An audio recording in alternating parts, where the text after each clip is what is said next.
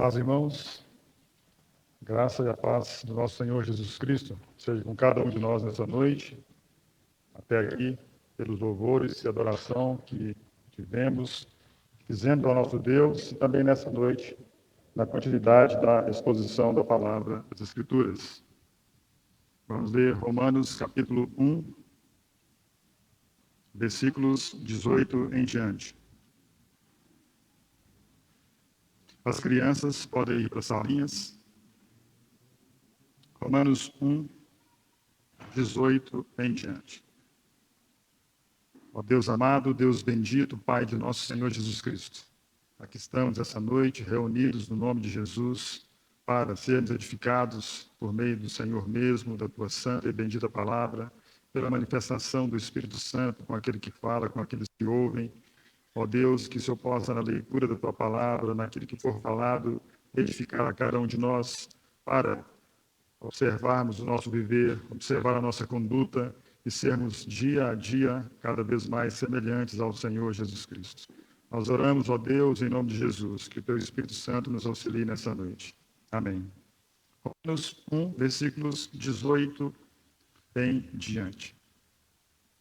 A ira de Deus se revela do céu contra toda a impiedade e perversão dos homens que detêm a verdade pela injustiça. Porquanto o que de Deus se pode conhecer é manifesto entre eles, porque Deus lhes manifestou. Porque os atributos invisíveis de Deus, assim o seu eterno poder, como também a sua própria divindade, claramente se reconhecem desde o princípio do mundo, sendo percebidos por meio das coisas que foram criadas. Tais homens são, por isso, indesculpáveis.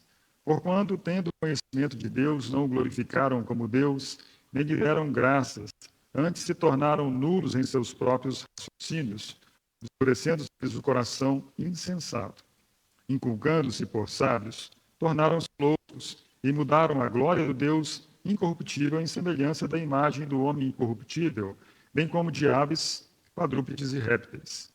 Por isso Deus entregou tais homens à imundícia pelas concupiscências de seus próprios corações, para desonrarem os seus corpos entre si, pois eles mudaram a verdade de Deus em mentira, adorando e servindo a criatura em lugar do Criador, o qual é bendito eternamente. Amém.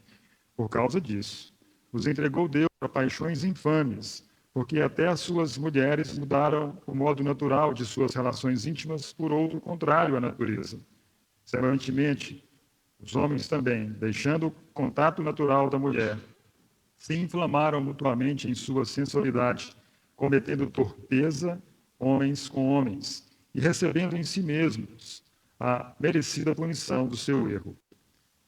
Por haverem desprezado o conhecimento de Deus, o próprio Deus os entregou a uma disposição mental reprovável, para praticarem coisas inconvenientes, cheios de toda injustiça, malícia, avareza e maldade, possuídos de inveja, homicídio, contenda, dolo e malignidade, sendo difamadores, caluniadores, aborrecidos de Deus, insolentes, soberbos, presunçosos, inventores de males, desobedientes aos pais, insensatos, pérfidos, sem afeição natural e sem misericórdia.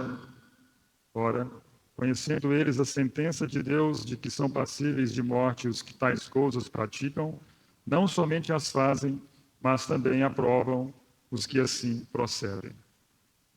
Essa noite nós falaremos sobre a lei de Deus ou sobre os mandamentos de Deus para tanto o homem natural como para os homens santos, para os filhos de Deus. Essa palavra ministrada nessa noite foi assunto no retiro de jovens do ano passado, em julho do ano passado, quando nos reunimos aqui fora da cidade. E nós estudando ali sobre não ameis o mundo, como João escreve na sua primeira epístola, não ameis o mundo nem as coisas que há no mundo. Se alguém amar o mundo, o amor do Pai não está nele. E ali lemos, ali compartilhamos naquele contexto sobre não amar o mundo, usando esse texto de Romanos e falando sobre ele. O fato é que ali em 1 João 2,14 diz que a palavra de Deus permanece em vós, nos jovens. Na verdade, a palavra de Deus deve habitar não somente nos jovens, mas nas crianças, jovens, adolescentes, idosos. Para quê? possamos vencer os inimigos do cristão. Possamos vencer, primeiramente, os nossos inimigos, o trabalho da nossa carne na nossa mente, levando-nos ou querendo nos levar a pecar diariamente. Então, devemos fazer com que a palavra de Deus habite ricamente em nós. Da mesma forma, o mundo, seduzindo com tantas atrações, com tantos prazeres, com tantas festas, com tantas luzes, também a palavra de Deus habitando em nós, certamente venceremos o mundo e certamente o diabo, o terceiro inimigo dos cristãos, o terceiro inimigo que pode ser combatido e vencido com a palavra de Deus, assim como o próprio Senhor, na tentação do deserto, venceu Satanás, venceu o diabo, porque nele habitava a palavra de Deus e ele então enfrentou Satanás. Aqui texto de Romanos 1, na sua Bíblia poderia estar, pode ser que esteja escrito aí, a idolatria e depravação dos homens, em cima do versículo 18. E o fato é que o Senhor, ele não esconde na sua palavra como vivem os homens, como viveram os homens naqueles dias, quando Paulo escreveu aos Romanos, foi revelado a ele por parte do Senhor, e ele mostrou a realidade daqueles dias, como viviam os homens. E aqui, uma triste, mas uma verdadeira, mais uma realidade dos homens naqueles dias. Quanto mais, então, agora, passado mais de 2000 anos, nós poderíamos, se fôssemos escrever novamente uma epístola aos Romanos, como está ou como estaria a conduta dos homens, ou não somente dos romanos, mas de toda a humanidade. O fato é que aqui escrito revela como vivem os homens em todos os lugares. O Henry H. Halley, com o seu manual bíblico Halley, ele diz sobre esse texto de Romanos a terrível depravação do homem. E aqui, de fato, nós vemos o homem entregue aos seus próprios caminhos, diz aí, inculcando-se por sábios, tornaram-se loucos, uma vez que começaram então a adorar a criatura em lugar do Criador. Deus os entregou tais homens a si mesmos. Ah, vocês são sábios, vocês são maiores do que Deus, mais entendidos do que Deus. Entrego vocês a vocês mesmos. Como aquele texto do Novo Testamento, né? Aqueles homens que não querem receber a verdade, ouvir a verdade, Deus os entrega a eles mesmos, entrega ao engano, ao erro. Infelizmente, essa é uma realidade da parte de Deus. E aí no versículo 32 nós lemos, ora, conhecendo eles a sentença de Deus. Embora o homem ande por todos os seus caminhos, fazendo todas as suas vontades, alimentando todos os seus prazeres, ele muitas vezes se esquece que virá sobre ele a sentença de Deus. Virá sobre, na verdade, todos os homens que existiram na face da terra. Mas os homens vivem como se não existisse Deus, como se não existisse nada depois da morte. E aí a palavra de Deus nos diz que eles, ora, conhecendo eles a sentença de Deus, de que são passíveis de morte os que tais coisas praticam, não somente as fazem, mas também aprovam os que assim procedem. A verdade é que Deus trará sua sentença para aqueles que não obedecem ao Evangelho. Sentença significa um julgamento proferido por um juiz. Sentença significa um julgamento proferido por um tribunal ou por um árbitro. E aqui não necessariamente, depois de os homens cometerem todos esses pecados, serão arguidos, serão julgados pelo homem ou pelo seu semelhante. Diz aí, sentença de Deus. Mas por que Deus fará isso? Quem é Deus para nos julgar? Quem é Deus para estar sobre nós? Quem é Deus para nos dar uma sentença de condenação, de morte eterna, ou de vida eterna, ou separar-nos, enviar-nos para o inferno? Vamos ler Isaías 33. E ali nos diz por que Deus pode dar essa sentença. Quem Ele é para poder dar a sua conclusão, né? Dito isto, exposto isto, então Deus pode fazer isso. Isaías 33, versículo 22.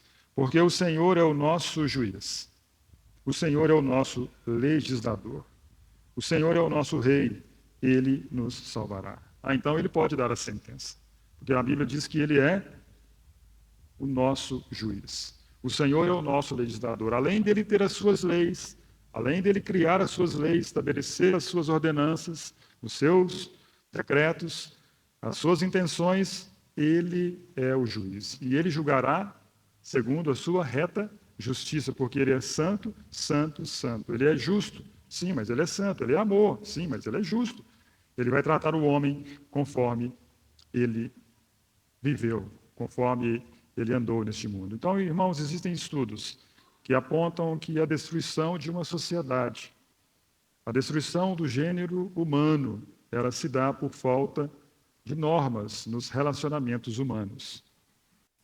O homem, não tendo leis, não tendo estatutos, não tendo ordenança, não tendo injunções sobre ele, ele pode se autodestruir. Sem regras, sem leis, sem limites, o homem fica sem freios. E pouco a pouco, e em pouco tempo, ele se destrói. Essa é uma realidade que os homens não têm.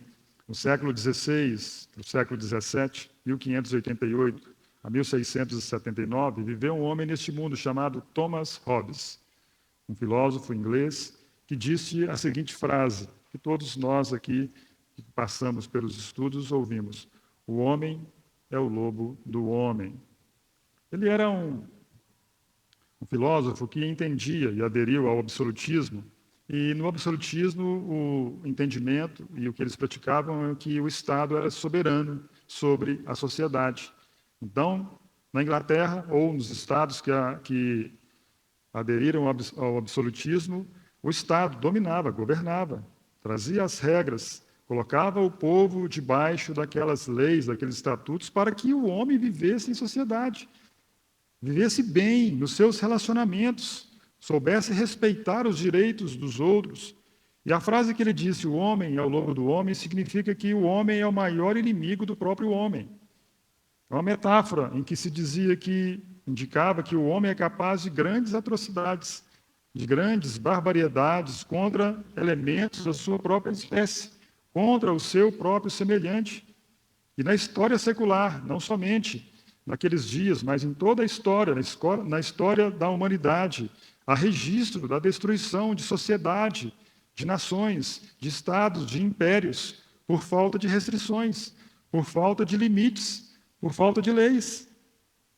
Quando nós lemos a história, ou estudamos a história, nós vemos, por exemplo, o Império Romano, 700 anos antes de Cristo, uma monarquia, depois a República, depois o Império Romano, do ano 27 antes de Cristo a 476 depois de Cristo. O grande Império Romano, com os seus imperadores, aqueles homens que foram Césares ali, e fazendo, e decretando, e matando, e fazendo todas as suas atrocidades.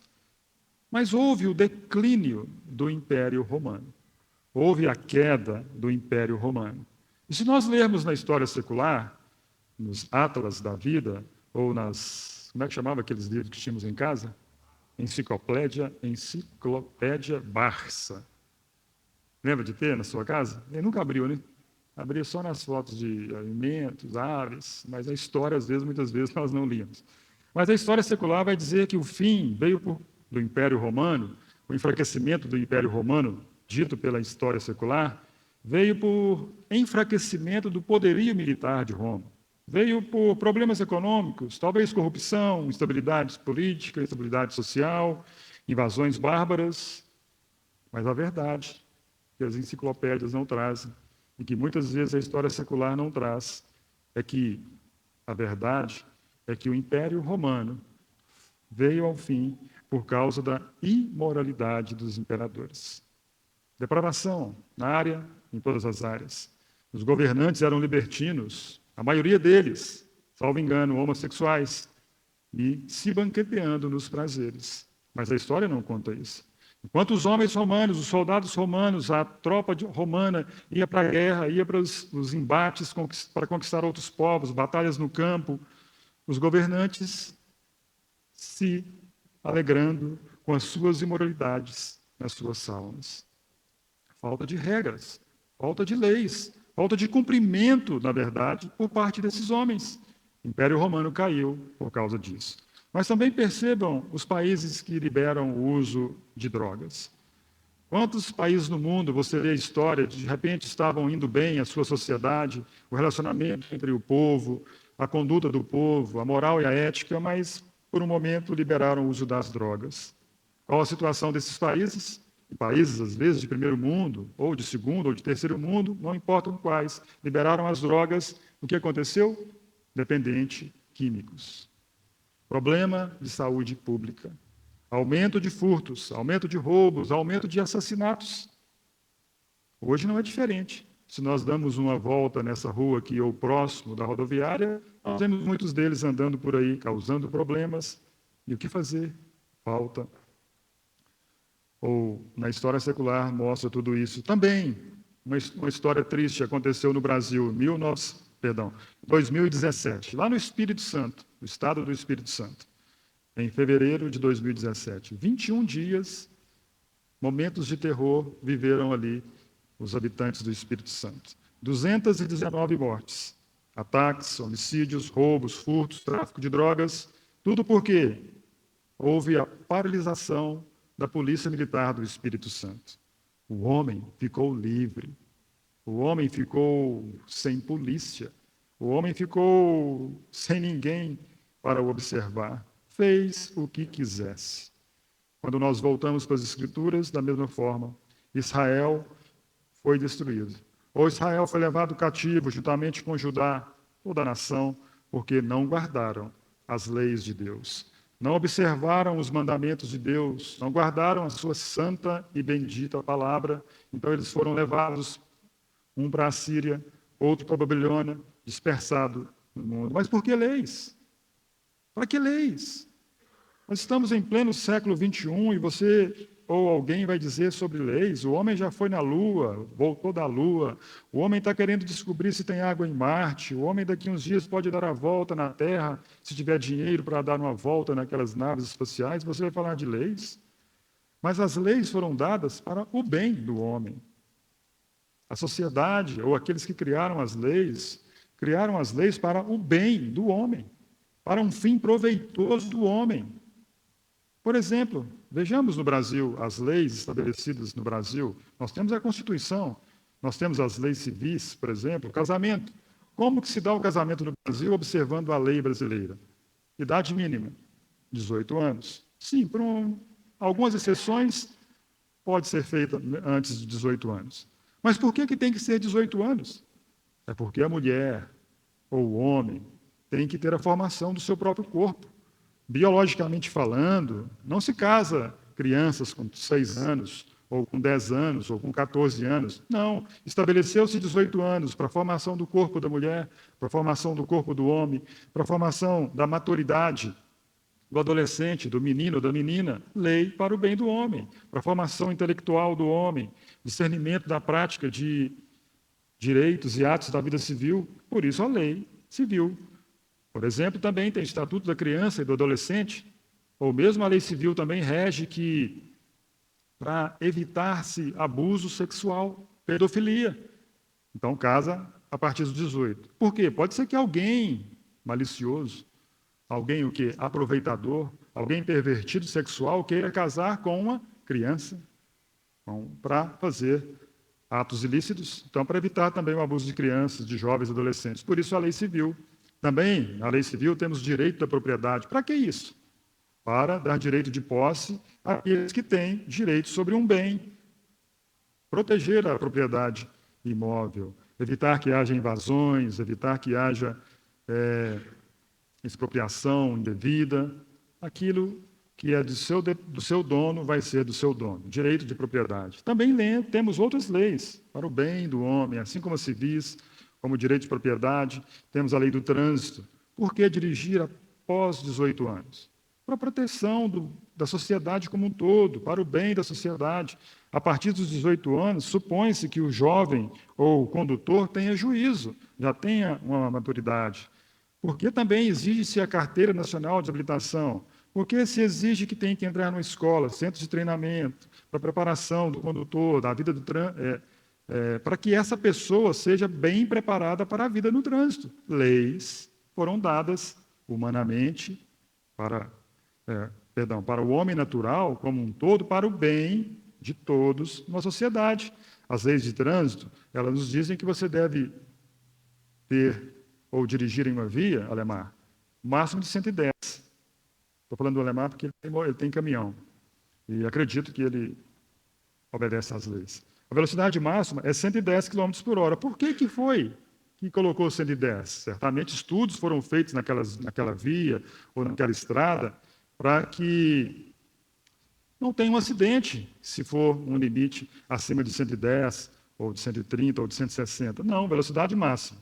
Evitar acidentes com danos maiores, evitar acidentes com morte, uma fatalidade. Porque o cinto de segurança também para o bem do homem, para que num acidente ninguém bata a cabeça no vidro ou bata a cabeça em alguma parte do carro, para que, se porventura num acidente mais forte, a pessoa não seja projetada do carro e aconteça algum traumatismo, para o bem do condutor, para o bem do passageiro, que porventura estejam no veículo. Por que a lei, se beber, não dirija? Porque nós sabemos que uma vez que alguém bebe ou alguém ingere bebida alcoólica, os seus reflexos ficam diminuídos, né? Normalmente a Polícia Rodoviária Federal ou a Polícia Militar manda as pessoas fazerem o 4, porque se tiver bêbado vai cair. Então, se beber, não dirija. Reflexos diminuídos para o bem da sociedade. Então, as leis humanas são para benefício humano. Sem elas, haverá um caos, haverá conflito. Os homens não se preservam, os homens se destroem se não houver lei. Então, para viver bem em sociedade, precisamos das leis humanas. Da mesma forma, irmãos, para vivermos bem com Deus, temos que guardar as suas leis. Mas Deus tem leis? Deus tem estatutos? Sim. Nós lemos em Isaías, Deus é o nosso legislador, Deus é o nosso juiz. Então, certamente, ele, como legislador, tem as suas leis. Quando lemos Êxodo 20, por exemplo, nós temos ali alguns mandamentos que foram dados por Deus a Moisés. Começou ali com alguns mandamentos, mas não são só aqueles mandamentos. Tem mais, tem outros mandamentos que estão na palavra de Deus. Então, Deus tem as suas leis. E assim como o homem, para viver bem em sociedade, tem que obedecer às leis humanas, o cristão, da mesma forma, para viver bem com Deus, deve obedecer às leis de Deus. Jesus disse em João 14, 21, aquele que tem os meus mandamentos e os guarda, esse é o que? Me ama. Aquele que tem as minhas leis, os meus estatutos, e os observam, os guarda, os pratica, esse é o que me ama. O Salmo 119, quando nós lemos o Salmo e vemos ali a grandeza do Salmo, 176 versículos, e ali quando observamos todos eles, os versículos, em cada um deles vai falar sobre a glória da palavra de Deus como lei. E ali diz assim sobre o Salmo, em todos os versículos. Outrora aparece a palavra lei, outrora a palavra prescrições, outrora caminhos, mandamentos, preceitos, retos juízos, decretos, testemunhos. Tudo isso, diz o salmista ali, é a palavra do Senhor, dada como lei para ser observada por todos os filhos de Deus. Então, o cristão tem lei, ou tem leis, para serem observadas e para viver uma vida boa e uma vida bem com Deus. Para Adão, Deus deu a lei. Deus disse para Adão, Adão, não. A lei era para Adão, não comerás da árvore do conhecimento do bem e do mal. Foi uma lei para Adão? Sim. Um mandamento para Adão? Sim. Mas percebam que antes de Deus falar o não para Adão, tinha o sim para ele, tinha o bem, tinha o bom, se ele tão somente guardasse e observasse. Deus havia criado tudo em prol de Adão, em prol do homem. Lembram aí da criação? Ele fala para Adão sobre as aves do céu, sobre as aves, sobre os animais da terra, sobre os peixes no mar, e fala para Adão, Adão, observa tudo isso. Você tem o meu sim, de toda a árvore do conhecimento, você vai, não somente na criação, mas das outras árvores do jardim, você poderá comer livremente. Então, antes de Deus falar o não para Adão, ele tinha um sim, e o sim era para o bem dele. Observe esse sim, Adão, observe essas leis. Observe que você pode comer de tudo que está no jardim, menos dessa. Tenha um bom relacionamento comigo. Então, Deus tem as suas leis. Para Adão tinha o não, tinha o sim. Para Israel, da mesma forma, não foi diferente. Quando Deus separou o seu povo por meio de Abraão, Isaque, Jacó, constituindo aquela grande nação, o seu povo. Deus deu lei, deu os seus estatutos para que eles os observassem e guardassem as suas palavras para o bem deles. Guardem essas palavras, vocês aí, israelitas, meu povo, vocês são a minha nação, guardem para o bem de vocês. Deus disse para a nação de Israel: não terás outros deuses diante de mim. Sim, essa era uma lei para Israel. Eles não deveriam ter outros deuses diante deles. Mas percebam que antes de Deus dizer o não, ele diz: eu sou o Senhor teu Deus. Você, Israel, se você guardar os meus mandamentos, me vendo como o único Senhor, obrigado, o Senhor seu Deus, você não irá para outros deuses. Então Deus tem um não para Israel. Não vá para outros deuses. Não faça para ti imagem e escultura do que há no céu, na terra, embaixo da terra. Não faça. O não para Israel. Mas também Deus, antes de falar, ele diz: eu sou o Senhor teu Deus. Vejam que existe o não. Para Adão existe o não, existe o sim. Para Israel tem o não, tem o sim. Para Israel continua: não matarás, não adulterarás, não furtarás, não cobiçarás. Mas antes diz: sim, ame o teu próximo. Ame o teu próximo como a ti mesmo. Vejam que existem leis a serem observadas por todos que foram criados por Deus. Ame o teu próximo. Para a igreja, da mesma forma, existem mandamentos, existem prescrições, existem estatutos que a igreja coletivamente deve cumprir. Quando vos reunis. Então, tem alguns mandamentos, entendam bem, tem algumas leis, tem algumas práticas que devem ser observadas pela palavra de Deus. Quando vos reunis. Mas não somente coletivamente, mas individualmente. O cristão também tem as suas leis, aquilo que deve ser observado individualmente por cada um. Então Deus tem o não. Não pode, não farás, foge. Mas também tem o sim. Faça isso, aproxime, isso praticai. Como Paulo coloca no livro dos Efésios. Não. O que você deve fazer como não? Ou não pode fazer? Não deve falar a mentira. E sim, o que você deve fazer? Falar a verdade. Você, irai-vos, mas não pequeis. Opa, não furte, mas trabalhe. Não furte, sim trabalhe. Deus, então, dá a sua lei para o bem do homem e não para o bem do próprio Deus. Irmãos, nós devemos entender que quando Deus deu a sua lei ao homem, o bem final, ou o que Deus tinha em mente, é o bem do seu povo. Da mesma forma, quando Deus nos dá os seus estatutos e mandamentos em Cristo Jesus para o nosso bem. Quando Deus diz para Israel: não terás outros deuses diante de mim, Deus não estava pensando nele próprio. Deus não estava olhando para si pensando: talvez um dia eu tenha outro. Não, de maneira alguma. Para o homem que foi criado, a imagem e semelhança de Deus. Ei, não façam deuses. Não terás outros deuses diante de mim. Por quê? Para o bem do homem.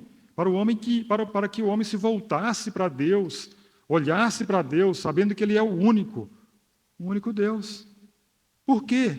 Porque se o homem se voltasse para deuses de fabricação humana, o homem traria grande prejuízo. O homem traria dores, traria o mal sobre si. É o que diz as Escrituras sobre a questão da loucura da idolatria.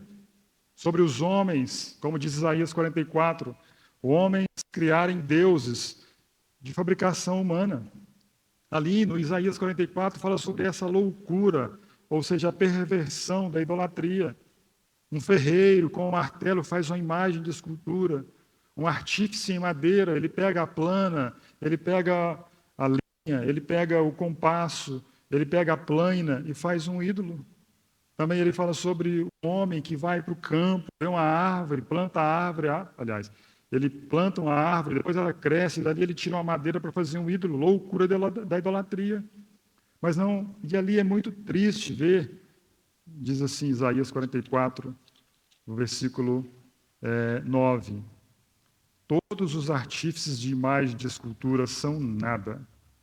Vejam que Deus está falando sobre as pessoas que, em vez de adorarem a Deus como o único Deus verdadeiro, entram na idolatria. 44:9. Todos os artífices de imagem de escultura são nada, e as suas coisas preferidas são de nenhum préstimo. Eles mesmos são testemunhas de que elas nada veem, nem entendem, para que eles sejam confundidos. Então Deus, quando diz para o seu povo, eu sou o único Senhor, não terás outro Deus diante de mim, é para o bem do povo. E juntamente com os ídolos, com as imagens levantadas, quer imagens sejam dos céus, de anjos, ou de pessoas, ou de animais na face da terra, juntamente com a idolatria, o que tem, irmãos? A perversão nos cultos pagãos. As práticas imorais nos cultos pagãos. As pessoas iam para adorar um Deus, para uma festa pagã, e ali tinham os prostitutos cultuais, mulheres para fazerem sexo, homens da mesma forma. E vejam então a perversão que leva à idolatria. Então o Deus, quando olha para o homem e dá esse mandamento, ele está pensando no bem do homem. Não entre por esse caminho, porque o fim é trágico. O fim é você cair numa perversão tamanha, como lemos em Romanos capítulo 1, 18 ao 32. Vejam ali aonde chegou o homem. A mulher deixou o estado natural, o homem deixou o estado natural, a perversão, a desobediência. Vejam onde chegou o homem, porque deixaram o Deus único e verdadeiro. Então, Deus dá os seus mandamentos para o bem do homem. Quando Deus diz para o homem, não adulterarás, é para o bem do homem. Deus não tem mulher. Deus não tem relação. Ele é Deus, ele é único, verdadeiro. Ele é Deus. Então, ele fala para o homem, não adulterarás. Por que isso? Para o bem, no relacionamento matrimonial. Marido, esposa, vai viverem bem. A estabilidade do casamento. Aqueles votos que foram proferidos pelo noivo e pela noiva quando casaram, é para esse fim. Então ele diz, não adulterarás. Ei, seja fiel nos votos.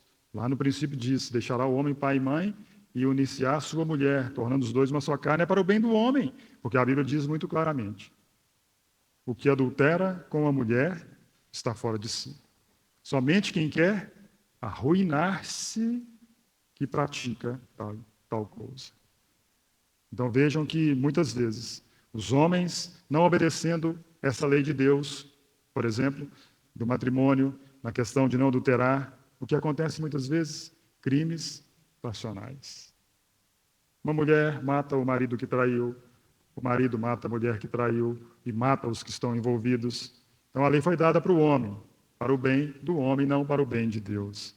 Mas peguemos para nós leis, exemplos de leis que podemos usar na vida cristã. Nós temos nas Escrituras uma lei, ou um mandamento, uma injunção, para o conhecimento de Deus. Então, existe a lei para conhecermos a Deus. Sim, Deus se dá a conhecer, lemos em Romanos, pelos atributos visíveis, pela criação, mas também nós vemos que Deus, para o seu conhecimento, Ele nos dá a sua santa e bendita palavra. E o conhecimento de Deus, então, se dá pela leitura. Deuteronômio 17, vamos ler. Uma lei dada ao homem para o conhecimento de Deus. Deuteronômio, capítulo 17.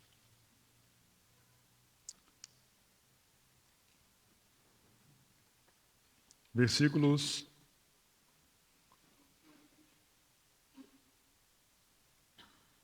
18. Também aqui esse texto de Deuteronômio 18 está falando sobre a eleição de um rei, os deveres que o rei deveria ter quando ele fosse levantado rei, e dentre os seus deveres e o seu mandamento, ele deveria dizer no 18, Deuteronômio 17, 18, também quando se assentar no trono do seu reino, escreverá para si um traslado desta lei num livro, do que está diante dos levitas sacerdotes. e o terá consigo, e nele lerá todos os dias da sua vida, para que aprenda a temer ao Senhor seu Deus, a fim de guardar todas as palavras dessa lei e estes estatutos para os cumprir. Isso fará para que o seu coração não se eleve sobre os seus irmãos e não se aparte do mandamento, nem para a direita, nem para a esquerda, de sorte que prolongue os dias do seu reino, ele e seus filhos no meio de Israel. Aqui então, prescrições, mandamento para o rei que fosse estabelecido na nação de Israel. Ele deveria então escrever para si o traslado da lei no livro, terá consigo, deveria ter aquele livro consigo e ler todos os dias da sua vida. E aí temos os resultados dessa leitura, dessa prática. Aprender a temer o Senhor seu Deus, a fim de guardar todas as palavras escritas na lei, para os cumprir. Ah, Natal, mas essa é uma lei para Davi, para Saul, para Salomão, para os reis em Israel. A verdade é, irmãos, que no Novo Testamento, nós lemos em Apocalipse 1:6, e nos constituiu reino e sacerdotes. Então, hoje, na nova dispensação, ou no novo nascimento, na nossa fé em Jesus Cristo, nós nos tornamos reis, ou Deus nos constituiu reino e sacerdotes por meio da morte do seu Filho Jesus Cristo. E uma vez, comparado ao rei do Velho Testamento, que deveria ter aquela cópia da lei, ler e guardar, não é diferente para nós no Novo Testamento. O cristão é aquele que, como o rei do Velho Testamento, tem que ter a cópia da lei lá na sua cabeceira, lá na sua casa, lá onde ele estiver. Esse ou essa é uma lei para todos os filhos de Deus. Outrora para os reis que reinaram sobre Israel. Agora no Novo Testamento para todos aqueles que foram feitos reis. E se você creu em Jesus Cristo, Apocalipse diz sobre isso. Você é um rei e deve ter, então, escrito para si um traslado dessa lei. E o que você vai fazer, então? Ler. E o terá consigo. E nele lerá todos os dias da sua vida, para que aprenda a temer o Senhor. Vejam que, para você não se engrandecer sobre os seus irmãos, para você entender que é Deus que governa sobre a terra, que Deus que criou a terra, você vai ter essa palavra. E você vai estar obedecendo um mandamento, uma lei do Senhor. Somos reis, então temos deveres. Em 1 Timóteo, quando Paulo escreve para o seu filho na fé, Timóteo, ele diz assim, no 1 Timóteo 4,13, aplica-te à leitura. Opa, eu tenho essa lei sobre mim. Ah, mas era para Timóteo. Para Timóteo? Então, algumas coisas que está escrito em 1 Timóteo, 2 Timóteo, é tudo para Timóteo? Não, é para todos os filhos de Deus. E é como que Deus dissesse para você e para mim, aplica-te à leitura. E em 2 Timóteo 3,15 diz, desde a infância, sabe as sagradas letras. Que maravilha! Como reis, eu sou cabeça, não sou cauda. Como rei, eu sou isso, sou aquilo. Saiba de uma coisa. Primeiramente, como rei, você deve ter a palavra nas suas mãos e você deve ler todos os dias. Para aprender, primeiramente, diz lá, a temer ao Senhor, teu Deus. A temer a Deus, a ter reverência, esse santo temor, nós nos achegamos diante de Deus. Ah, mas eu não gosto de ler a Bíblia tem hora que eu não entendo, eu vou fazer aquela prática que está comum agora no meio do povo de Deus. Vou ler um versículo por dia. Ok? Eu ouvi por aí na internet que se eu ler um versículo por dia e eu me deter nesse versículo, no estudo desse versículo, eu posso ganhar muito em vez de ler um capítulo todo ou um livro todo. Cuidado. Cuidado com as ondas que surgem por aí, dizendo serem de Deus, porque se você continuar nessa prática, ou se você estiver nessa prática de ler um versículo por dia, eu acredito que você não vai passar essa vida lendo a Bíblia. Porque a Bíblia tem 31.102 versículos. Você gasta 85 anos para lê-la se você ler um versículo por dia. Talvez você não vai ter tempo para ler ela toda, se você entrar nessa onda de ler um versículo por dia. Apocalipse 1,3 diz, bem-aventurados os que leem, bem-aventurados os que ouvem, as palavras da profecia e guardam as coisas nela escritas, pois o tempo está próximo. Apocalipse 1:3. Fala sobre ser bem-aventurado, sobre ser feliz, aquele que lê, aquele que ouve, aquele que guarda a palavra de Deus. Então o cristão tem leis sobre ele, para o seu bem. Felizes, bem-aventurados os que leem, ouvem e guardam. O Salmo 119, o salmista diz, aquele que amava a palavra do Senhor, ele diz assim no versículo 97, quanto amo a tua lei, é a minha meditação todo dia. Salmo 119, 97, quanto amo a tua lei, é a minha meditação todo dia. Não é de vez em quando. Não é uma vez por semana, domingo de manhã, no partir do pão, não. Não é quando eu estiver inspirado para ler a palavra. Não é quando eu me sentir no meu interior uma inclinação para ler. Não, diz o salmista. Ele ama a lei do Senhor e nela medita todo dia. Os deveres para o rei era todos os dias. Irmão, se você esperar querer ler a Bíblia todo dia, você não vai querer ler. Essa vontade não nasce de uma hora para outra. Como Daniel, nós devemos resolver firmemente. Nós vemos então que existe essa lei para a leitura das Escrituras. Quando o Senhor Jesus, no seu ministério, encontrou determinadas pessoas, ele disse para algumas delas: errais, não conhecendo as Escrituras e nem o poder de Deus. Então, se ele disse que aquelas pessoas erravam, não conhecendo as Escrituras nem o poder de Deus, então vamos acertar. Vamos fazer certo. E qual é o certo? Se eles erravam não conhecendo as Escrituras, vamos acertar fazendo certo, conhecendo as Escrituras. Conhecendo também o poder de Deus. Então existe a ordenança, existe a lei para a leitura. Mas também, irmãos, existe a lei para o uso do nosso corpo. O cristão não é aquele que vive desenfreadamente, O cristão não é aquele que vive livremente, conforme lhe der na cabeça, para onde o seu nariz apontar. Não, nós temos regras. O cristão tem regras ou lei para o uso do corpo. Romanos 12 nos diz sobre isso. Romanos 12, versículo 1.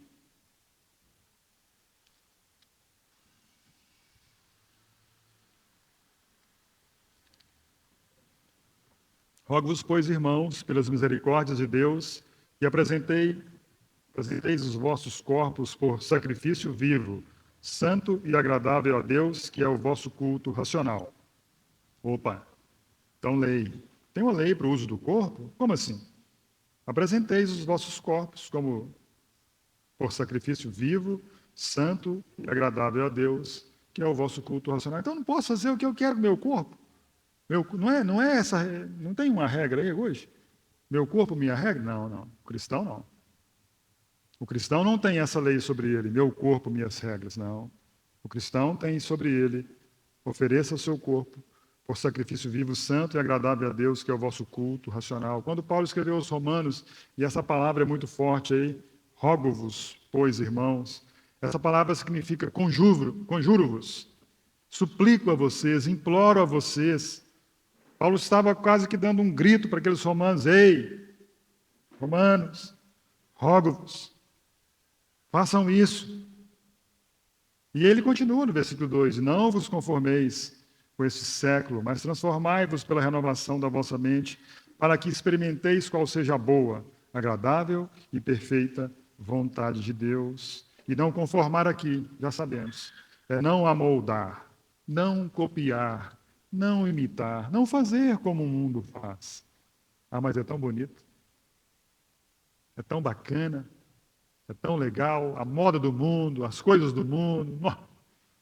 Um homem inteligente, hein? Cria cada coisa. Mas aí diz, além de você entender que o seu corpo não é para você, é para a consagração, é para a santidade, você tem que entender que você não deve copiar o mundo, fazer como o mundo faz. Irmãos, e como temos usado o nosso corpo? Para que temos usado o nosso corpo? Para a consagração? Para a santidade? Ou nós ainda entendemos que eu posso fazer o que eu quiser, viver como eu quiser, fazer tudo o que eu quiser com o meu corpo. O corpo, entenda, não é seu. Fostes comprado por preço. O preço, então, foi pago, e um alto preço, pela morte de Cristo Jesus, o seu sangue derramado por nós. Então, o corpo não é seu. Somos templo, somos santuário do Espírito Santo que agora habita em nós.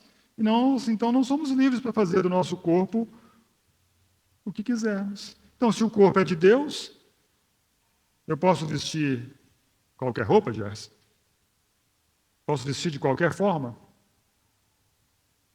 Não. Se existem regras e leis para o uso do corpo, eu não posso vestir qualquer veste. Eu não posso vestir-me de qualquer forma. Eu posso vestir a calça da moda? Pode, desde que ela não esteja de acordo com o padrão, desde que ela não entre em conflito com o padrão das Escrituras. Bom senso. Não é algo que falte decência, que falte pudor. Mas, infelizmente, hoje a calça da moda, como que ela é?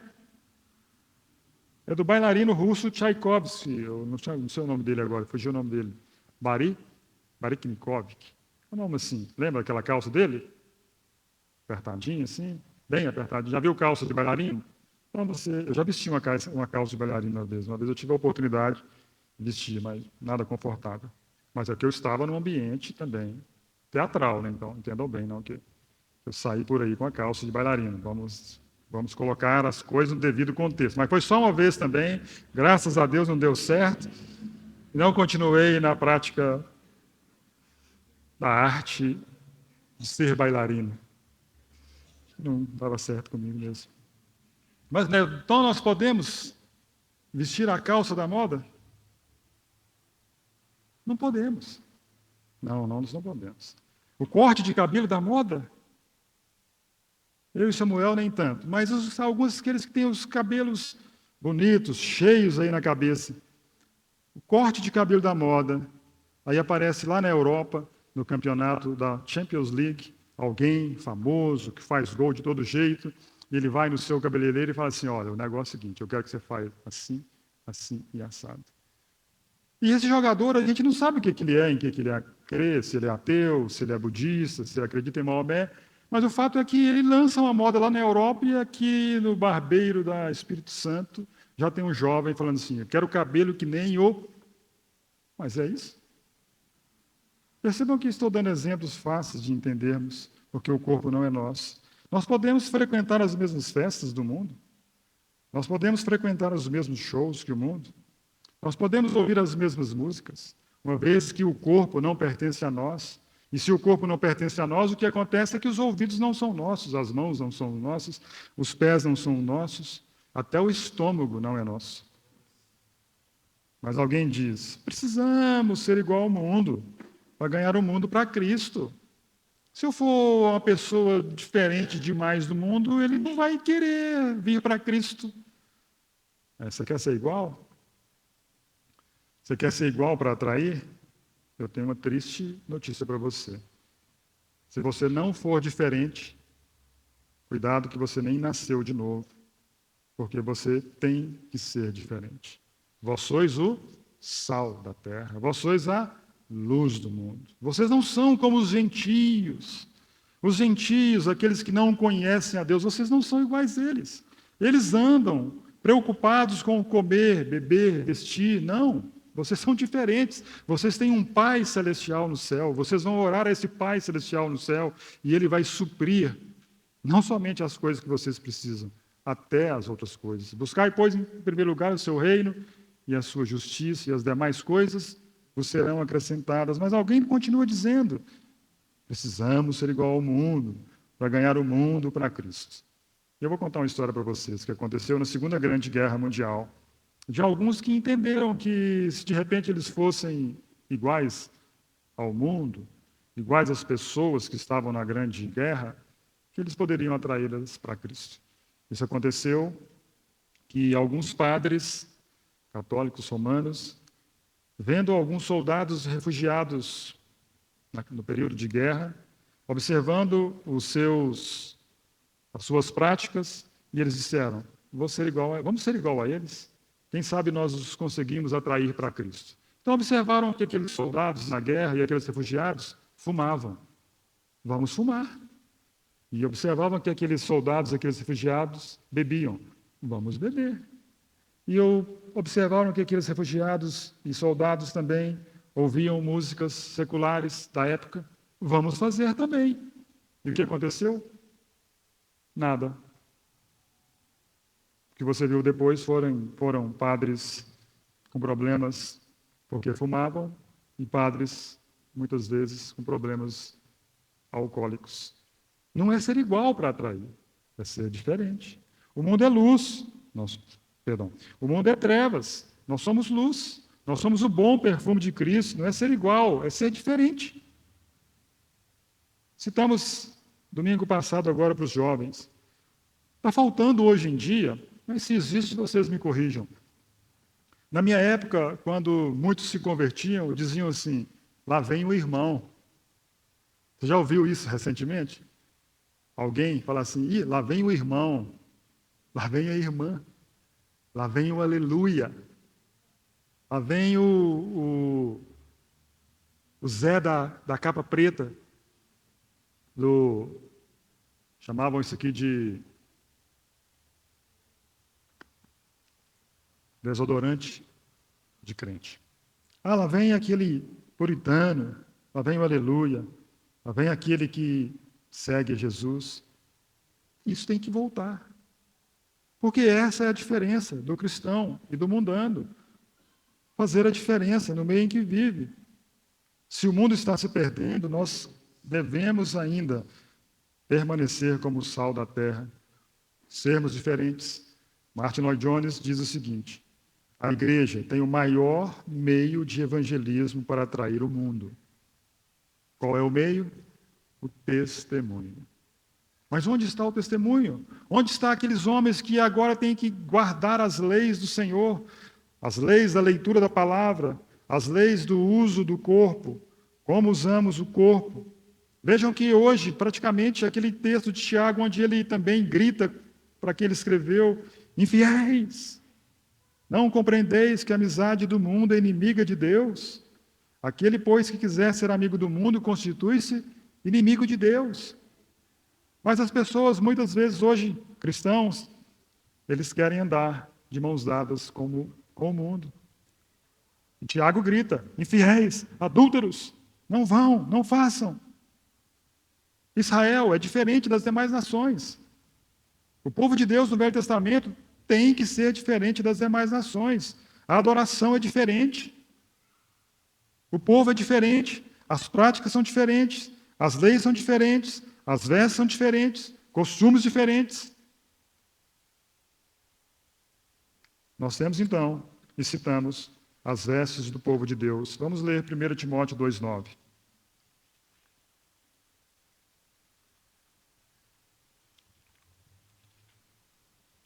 Como que o cristão, então, deve vestir?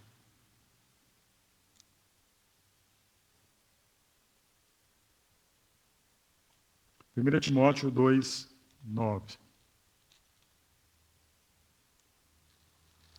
E nós já estamos caminhando para o final.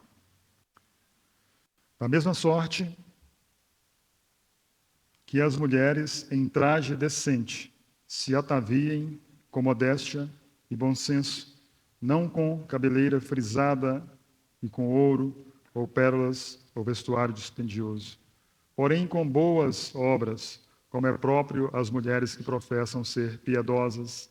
Então diz aí, da mesma sorte quanto as mulheres em traje decente. Se ataviem com modéstia e bom senso. Ou seja, mulheres, traje decente, um traje adequado, digno, honrado, honesto. Mas não somente as mulheres, os homens também entram nesse contexto. O grande problema hoje, no meio da sociedade, e também no meio dos cristãos, é que eles não conseguem diferenciar ou entrar da grande diferença entre beleza e sensualidade. Muitos querem, com a beleza, mostrar a sensualidade. Mas a grande verdade é que é possível, não somente no mundo, mas no meio do cristão, você ser belo sem ser sensual. Eu tenho certeza que lá onde você trabalha, num banco, você já viu alguém chegar e aquela pessoa, nossa, pessoa bonita, veste bem, mas sem nenhuma atração sexual. Mas, infelizmente, hoje os trajes de beleza, eles trazem consigo a sensualidade. Então, diz aí para o povo de Deus, traje decente, modéstia e bom senso. Então, diz João, lá na primeira epístola, não ameis o mundo, nem as coisas que há no mundo. Ou seja, não acolha com alegria aquilo que o mundo tem para você. Não ame o mundo, não acolha com alegria. Não passe numa loja e diz assim, oh, gostei daquela veste. Mas aquela veste é para você mesmo? Gostei daquele, mas é para você? Não amar o mundo, esse amor aí, é nesse sentido, de você não acolher com alegria o que há no mundo. Gostei desse estilo, vou copiar. Não, cuidado. Mas 2 Coríntios 6,14, e aqui um aviso para todos nós e para os nossos filhos. Diz assim, 2 Coríntios 6,14. A grande diferença do cristão com as pessoas do mundo. Diz assim: não vos ponhais em julgo desigual com os incrédulos, porquanto que sociedade pode haver entre a justiça e a iniquidade? Ou que comunhão da luz com as trevas? Que harmonia entre Cristo e o maligno? Ou que união do crente com o incrédulo? Que ligação há entre o santuário de Deus e os ídolos? Porque nós somos santuário do Deus vivente, como ele próprio disse. Não vos ponhais em julgo desigual com os incrédulos. E aqui então nós temos as amizades, o namoro, o casamento, a sociedade. Que sociedade diz aí? Da justiça com a injustiça. Que comunhão da luz com as trevas. Que harmonia entre Cristo e o maligno, ou que união entre o crente e o incrédulo. Antagônicos, diferente. Não é ser igual para atrair. Aqui está dizendo que são completamente diferentes. Então nós temos ordenanças para o uso do nosso corpo. Mas também tem mais uma lei, mais ordenança para o cristão, além da leitura, além das vestes do povo de Deus, do uso do corpo, nós temos lei para as conversas. Como que conversamos? Ou quanto tempo gastamos nas nossas conversas? E lá em Deuteronômio 6, versículo 6, diz o seguinte: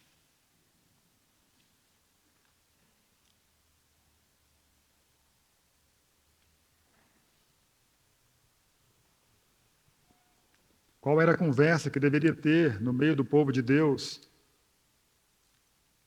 dos pais com os filhos, o relacionamento na família? Deuteronômio 6,6 diz: essas palavras que hoje te ordeno estarão no teu coração. Então, primeiro, deveria estar no coração do pai, da mãe, também dos filhos, certamente, ou para aqueles que ensinavam os demais. Mas continua: tu as inculcarás a teus filhos, e delas falarás assentado em tua casa, andando pelo caminho, ao deitar-te, ao levantar-te. Opa! Então nós temos lei para conversas. A palavra, primeiramente, tem que habitar no coração aí. E o ensino deve ser dado aos filhos, inculcando aos filhos, falando aos filhos. Inculcar, irmão, significa citar, significa recomendar, repetir várias vezes, fixar. E esse deveria ser o assunto, tanto no Velho Testamento, assentado em casa, andando pelo caminho, ao deitar ou levantar, mas no Novo Testamento também temos essa injunção, essa lei para nós. Efésios 4, 29.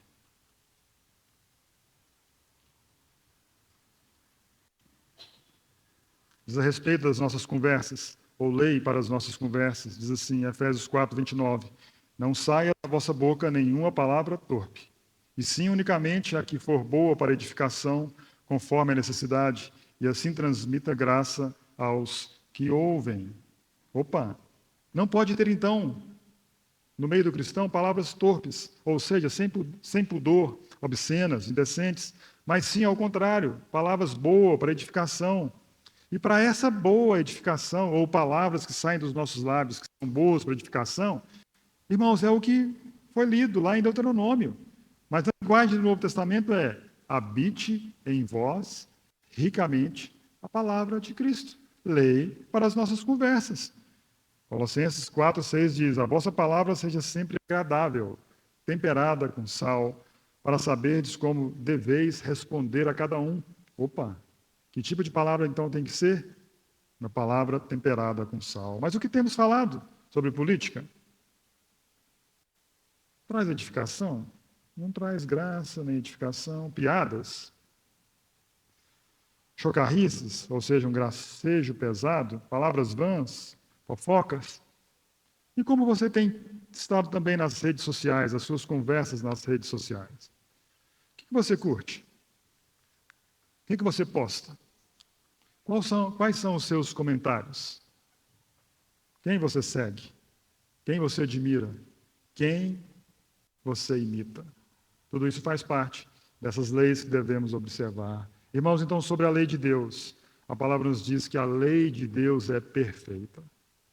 Então, o homem tem lei para a leitura, o homem tem lei para o uso do corpo, para o uso das vestes, para como deve conversar, e certamente muitas outras leis nós poderíamos extrair da palavra de Deus. Então, para concluir, vamos ler o Salmo 19, versículos de 7 a 9, sobre a lei do Senhor, que é boa, perfeita e agradável. Na verdade, a vontade dele é boa, perfeita e agradável. A sua lei também, diz a palavra, ela é boa. Salmo 19, versículos de 7 a 9.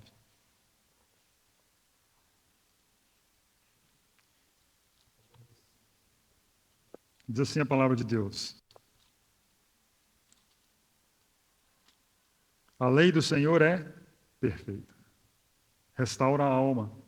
O testemunho do Senhor é fiel e dá sabedoria aos simples.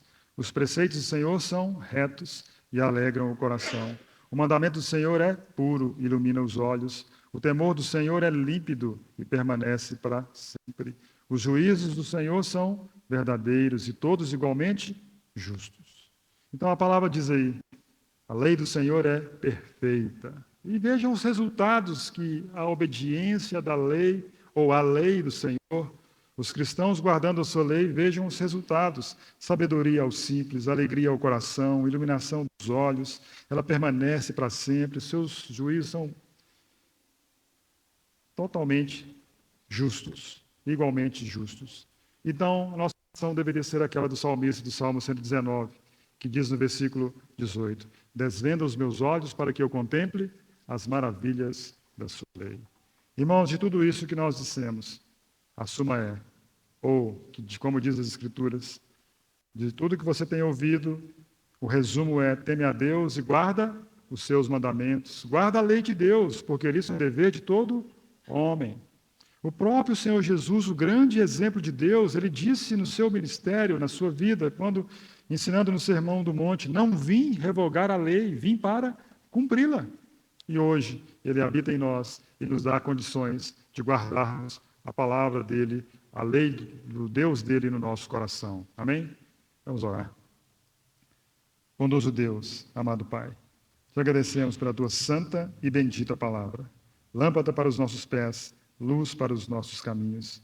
Que possamos, ó Deus, ouvindo a tua palavra, termos um coração disposto a guardar as tuas leis, os teus mandamentos, que não são penosos, e dia a dia sermos parecidos mais com Cristo. Ó Deus, nos perdoa da nossa negligência, muitas vezes, com a tua santa e bendita palavra, na obediência e na prática. Perdoa os nossos pecados e nos conduz pelo Espírito Santo a uma vida de obediência ao Senhor e à tua palavra. Oramos no nome de Jesus. Amém.